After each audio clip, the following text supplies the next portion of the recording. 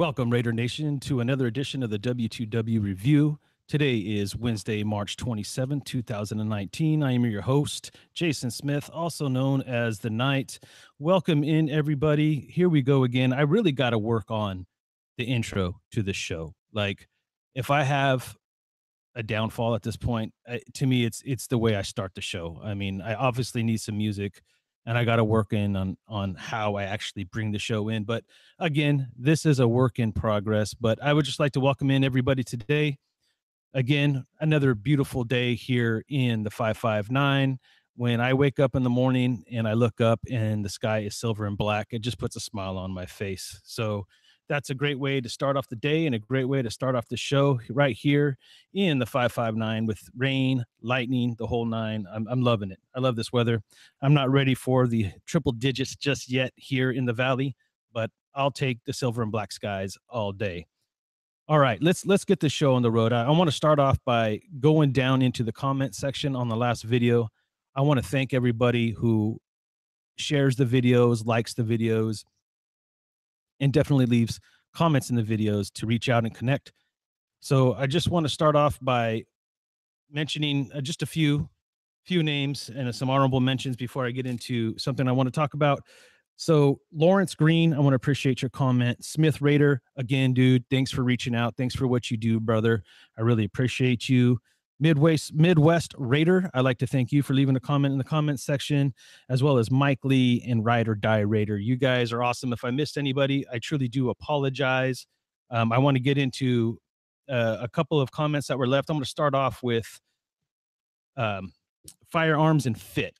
Okay, Firearms and Fit left me a comment, and dude, right back at you, brother. I love the fact that you're playing this at work to all your coworkers and stuff, because that's kind of the idea I'm shooting for here, right? Is to have a live radio show, and the fact that you're just kind of having on live speakers, and everybody in Bakersfield, California, is listening to me, man. Big shout out to you guys.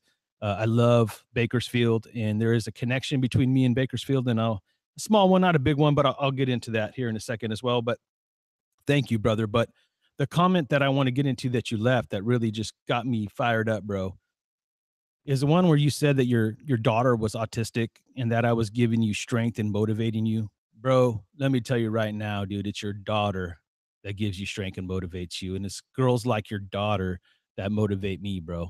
You know, my two stepkids, the one that has autism and the other one that has Sandy Parker syndrome, I believe is what it's called anyways.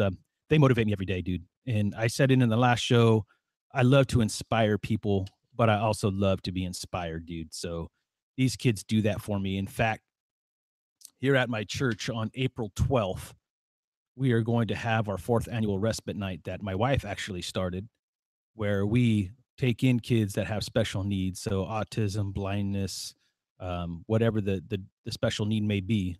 And we give the parents a break for 3 hours, let them go out and have dinner, do a little shopping, just kind of have a date night, if you will. So we try to do, we're gonna have our 4th annual one coming up April 12th. We team up with a company called Johnny and Friends that go around and help churches develop programs for the special needs.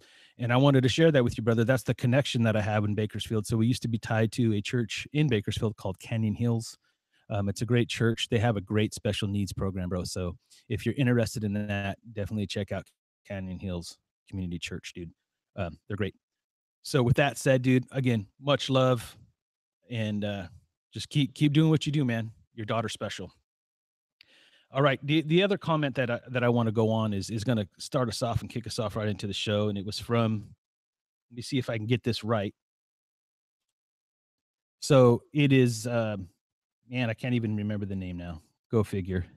Inconceivable Consequences. That's who left it one. And they were talking about Lynch coming back, that Lynch will be back. And I thought that would be a great segue into what I want to talk about today, because reports came out that tomorrow we will be hosting Crowell.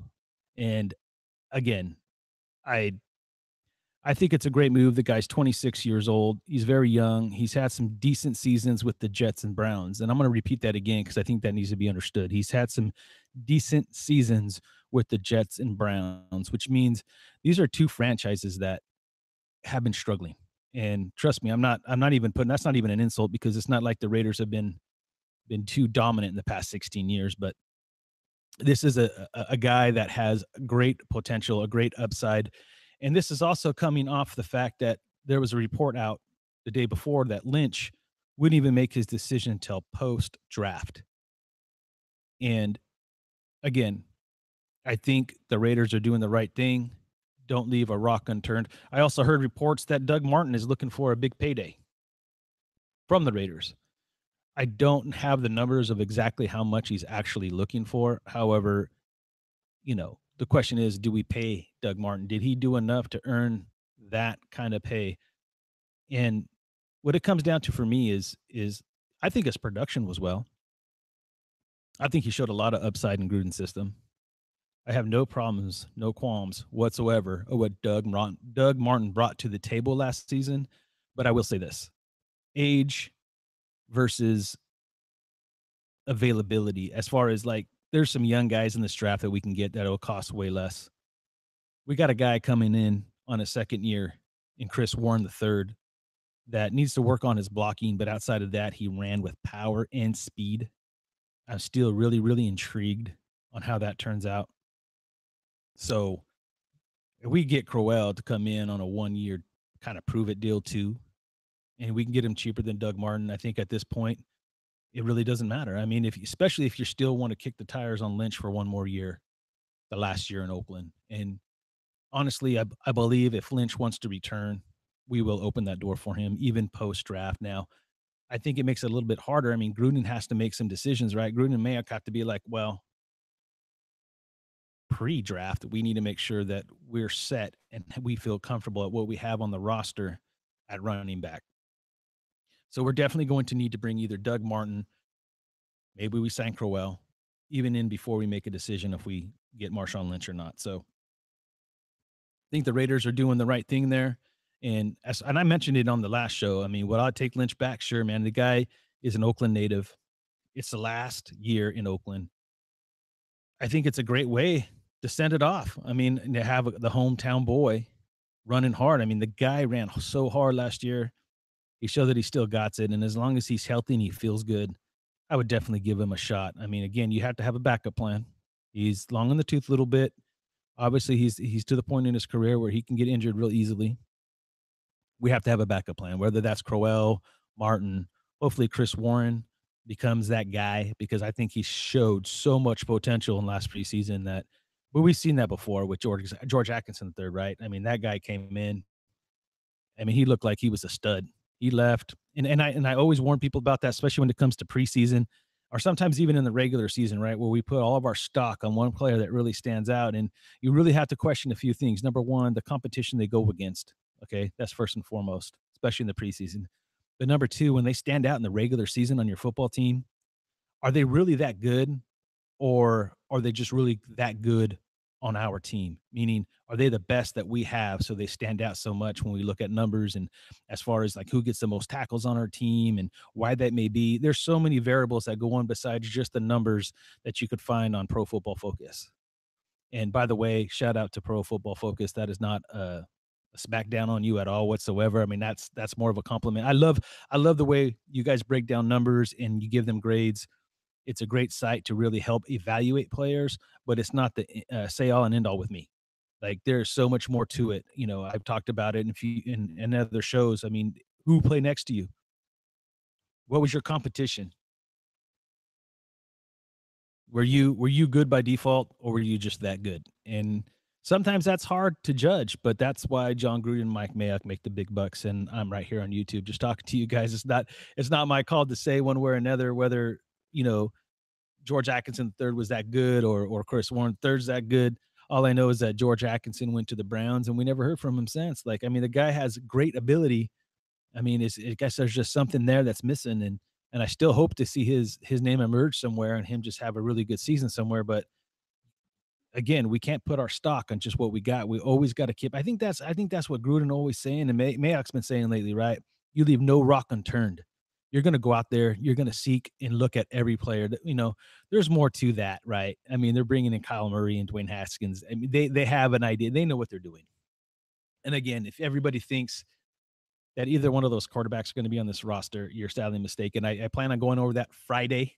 So make sure you tune in Friday for Friday's show. We're going to go over some draft stuff. I'm not going to get into too many specifics as far as what players may be drafted or may not be drafted, although I will drop a few names, but I just want to give you guys a clear picture. It was something I was looking at last night and putting together for Friday's show, and I think it'll be eye-opening for you guys. It's something that I haven't heard yet out there on the airwaves, so I'm going to share that with you guys on Friday. So make sure you guys tune in Friday to the show. Friday morning around 10 o'clock is usually what I shoot for, but I'll keep you posted. If you follow me on Twitter, I'll make sure that I tweet out when I'm going to go live on Friday. All right, so moving on to some other news. The league passed a rule yesterday on pass interference being reviewable. And I get it. I totally get it. The Saints totally got Jones, man. They really got put over, man. And everybody who watched that game, and I always say this to people because I have a few Saints fans that I'm around here at church, and unfortunately enough, I'm surrounded by a bunch of Rams fans too, but I'm blind and I saw that live. Plain as day, how pass that was such pass interference. And I've heard different takes on this. I've heard, punish the refs for obvious calls that are not called, and we can go round and round and round on this, but I think it's a good call. I think it would be interesting. It's about getting it right. But my biggest problem with it, I guess, is do you know how many questionable pass interference calls there are in each game that I watch? And they're so ticky-tack sometimes, and you gotta let these guys play.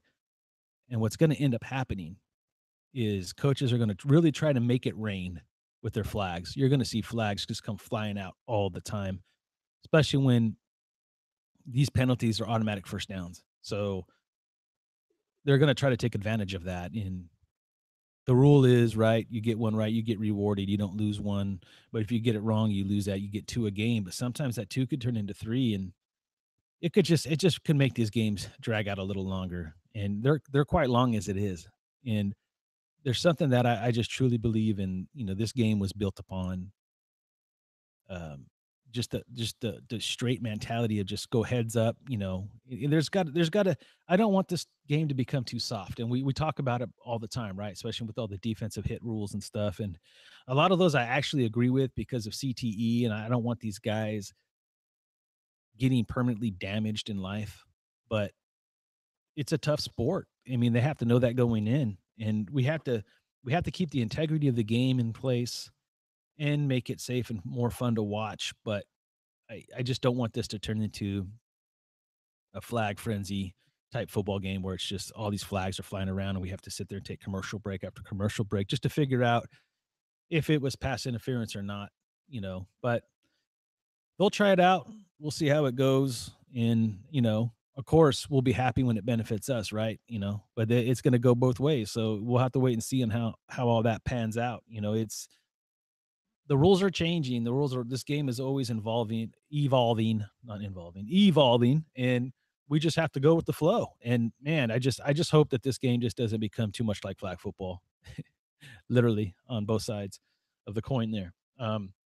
But we got the draft coming up and things are really, really starting to heat up. And I'm really excited for this Friday show because I was, looking into some numbers and the numbers don't lie. They always say numbers don't lie.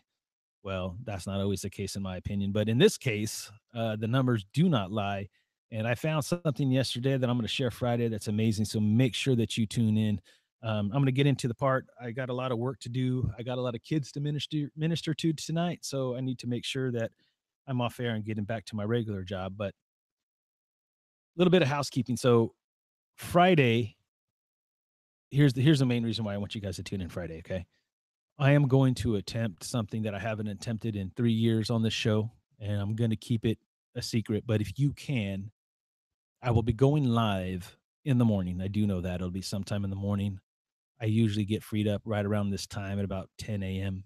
I have that window open to do this broadcast. So try your best if you have the ability to turn in live, because I'm going to put something in motion that I'm hoping that everything that I learn works out. And that's the main reason why I'm doing it. I'm not fully ready. I don't feel like I'm fully ready to get this thing running. But if I don't learn what I use, I tend to forget.